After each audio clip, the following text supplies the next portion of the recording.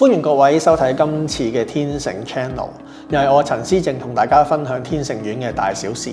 今日咧會同大家分享係咩呢？就係我哋啱啱咧就做咗一個問卷調查，就係問各位業主兩個問題嘅。第一個問題咧就係我哋天台籃球場嘅一個最後一個解決方案啦。第二個問題咧就係有一個叫做天成 App 嘅一個初步意向調查就係希望各位咧係俾意見表態嘅。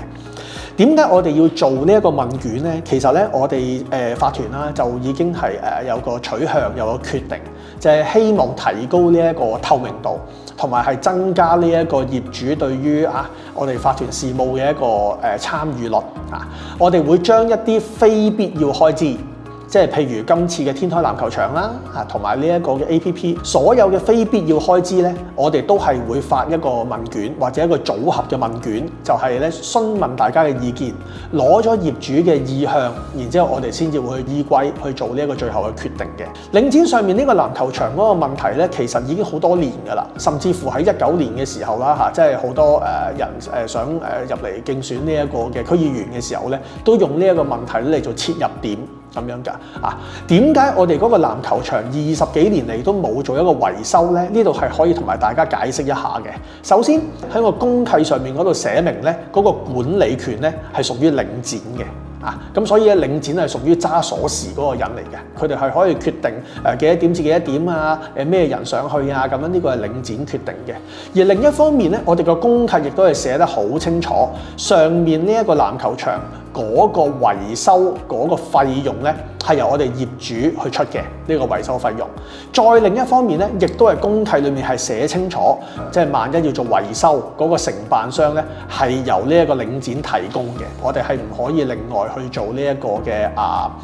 招標，因此咧就係出現咗而家咁樣嘅一個狀況就變成咗就係管理係屬於佢哋，咁但係咧俾錢就係我哋俾，呢個冇得講噶啦，因為呢個已經係公契上面係寫明。咁有啲朋友就會問啦，哇，點解公契寫得咁不平等㗎？點解會咁樣㗎？就係因為我哋當年屋苑成立嘅時候咧，領展都仲未上市嘅，即係當年領匯都係未上市嘅，因此嗰個公契咧係房署寫到咧係比較偏向政府嗰一邊嘅。因為嗰陣時個管理權係屬於房屋署㗎嘛，原本係冇問題嘅，但係細估唔到咧，喺過幾年之後咧就領匯上市啦。咁上市咗之後咧，就天盛商場咧都係打包咗成為呢一個領匯嘅資產，咁變成咗咧呢個偏向政府嘅一個咁樣嘅公契咧，就而家就變成咗偏向咗領展領匯嘅呢一個咁樣嘅情況呢個係出於歷史上面嘅無奈，呢一個係咁我哋就只能夠係尊重翻嗰個叫做公契嘅條款咧，就係接受。而家咧最新嗰個結果啦，即係我哋同埋領展經過咗多次嘅磋商之後咧，領展有一個報價，就係120萬嘅一個咁樣嘅報價，係佢哋提供呢一個嘅承辦商去做啦因為呢一個係一個非必要開支啦，咁所以我哋咧就係擺落呢個問卷嗰度咧，就係去詢問大家究竟呢120萬各位想唔想俾咧因此我哋係好希望各位係俾一個主動少少嘅、強烈少少嘅意向，究竟我哋應唔應該俾呢一個錢嚟話俾我哋聽？咁除咗我哋天台籃球場呢一個問題要問大家意見之外啦，咁另外一樣嘢咧就係一個天成 App， 即係一個天成嘅呢一個嘅手機應用程式。我哋咧就係收到唔少嘅年青嘅業主啦，咁就話個個大屋苑都有個 app 喎，我哋自己呢一個天成屋苑要唔要有個 app 咧？咁樣如果係有個 app 嘅話咧，係會唔會係可以將一啲管理處嘅可以承包嘅工作或者一啲服務可以擺落個 app 嗰度，係俾佢哋年青人係有一個多一個選擇去做咧？咁樣，咁我哋法團認為呢個 app 咧係一個非必要開支嚟嘅，可以做亦都可以唔做。做嘅話係可以方便到某啲業主啦，咁但係唔做嘅話咧，亦都對我哋嗰個日常嘅運作開支各方面嘅話咧，其實影響都唔大嘅。因此咧，我哋咧就係將呢一樣嘢就擺埋落去呢個問卷嗰度，做一個初步嘅意向調查。有好多朋友就話啦，哇！你呢個就咁問我要唔要呢個 app， 有冇報價，有冇成內容，又冇乜嘢都冇嘅，咁樣我點決定咧？咁樣點解唔寫落去咧？因為要攞報價同埋係要攞呢一個嘅內容嘅話咧，係有一個行政成本嘅。如果我哋掉咗一個行政成本落去，係做咗呢一個咁樣嘅資料搜集之後，但係各位原來係反對嘅係多嘅，咁嘅話咧，我哋就會浪費資源啦。所以我哋就係呢一個問題係一個好初步嘅意向。如果大家係想要嘅話咧，咁我哋先至去再揾報價，或者係再去諗究竟個 app 裡面係加啲咩內容落去。因為大家都知道啦，個 app 如果越多功能嘅話咧，佢就越貴嘅。咁如果我哋未攞到大家嗰個初步意向嘅話，就會哇諗呢樣諗嗰樣嘅話咧，就會浪費資源啦。呢度我哋再重申一次啦，無論係天台籃球場好，定係呢個 app 都好，兩樣嘢。法團個取向都係中立嘅。對於我哋嚟講，如果大家係想做、要做嘅，我哋就去做；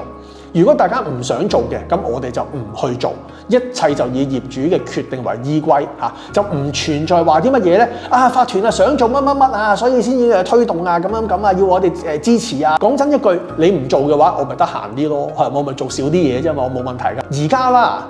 我哋出咗問卷之後啦，咁我哋就唔知點解啦，就突然之間咧就有個唔知咩所謂咩關注組啦，咁樣就跳出嚟就話反對呢樣嗰樣咁樣，咁我哋就覺得好奇怪。奇怪乜嘢咧？我哋個問卷係一個好中立嘅問卷嚟嘅，裏面係冇一個任何取態或者意向或者立場嘅，根本就唔需要有啲乜嘢人走出嚟反對呢樣反對嗰樣，去影響大家業主嘅決定。你就算唔出嚟動員反對，你就算唔出嚟咩擺街站啊成嘅話，咁業主反對嘅咪反對咯，咁到最後反對嘅咪大家咪唔做咯。我哋做問卷係為咗透明度，係為咗推動民主化，係為咗希望各位業主係有一個參與，我哋先會推個問卷出嚟，而唔係話逼人哋做啲乜嘢，或者係特登係要反對啲乜嘢，將呢一件事政治化，係好冇必要、好冇必須嘅。講真，我哋屋苑20幾年啦，一路以嚟都飽受政治化嘅之苦。講真係，成日都有兩班人，呢班咁嘅關注組同埋以前嘅法團喺度打嚟打去，喺度互相喺度攻擊，喺度互相造謠、互相抹黑喺度咁樣嘅。咁啊，呢啲咁嘅關注組其實就係為咗特別反對而反對，為咗自己嗰個政治生存而存在，每一件事都要政治化咁樣就變成咗係真係好無謂啊！我哋覺得呢一樣嘢係亦都係冇必要咁樣，然之後仲要妖魔化咗我哋喺條街嗰度成日話，哎呀法團要推呢一樣嘢成咁係為咗賺錢咁樣喺度造謠抹黑。喂大哥，呢一件事呢120萬係領展自己嗰個提供嗰個承辦商攞出嚟做㗎，公契嗰度寫明，唔關我哋事㗎，我哋係俾錢嗰個嚟㗎啫，我哋連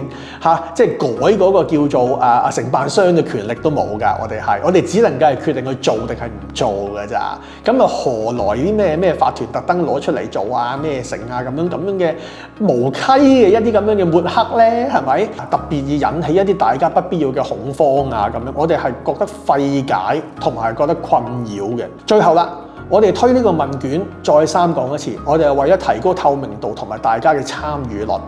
我哋唔係話特別係去帶咩風向啊，因為大家睇個問卷嘅內容都知道係冇立場、冇風向嘅如果我哋推動民主，每一次都俾人哋咁樣騎劫利用嘅話，咁對於我哋日後再推動透明化、民主化，絕對係一個威脅，同埋係會造成一個惡性循環嘅。大家試想一下，我哋做一個中立嘅問卷出嚟，就有每一次都有一班人借機借勢咁樣就走去做一啲政治運動嘅話，咁你係咪逼我哋唔做啊？呢一個問卷，即係咪令到我哋覺得煩、不勝其煩令到大家都覺得好煩好煩厭嘅時候，咁寧願唔做。咁對於大家嘅民主推動同埋透明化係咪一件好事呢？咁我諗各位真係要擦亮大家嘅眼睛，睇清楚究竟係邊一個先至係真正為屋苑係做緊嘢，邊一個先至係真正推動緊透明化同埋呢一個民主化嘅咁我哋今日講嘅嘢呢，就係咁多啦，多謝各位。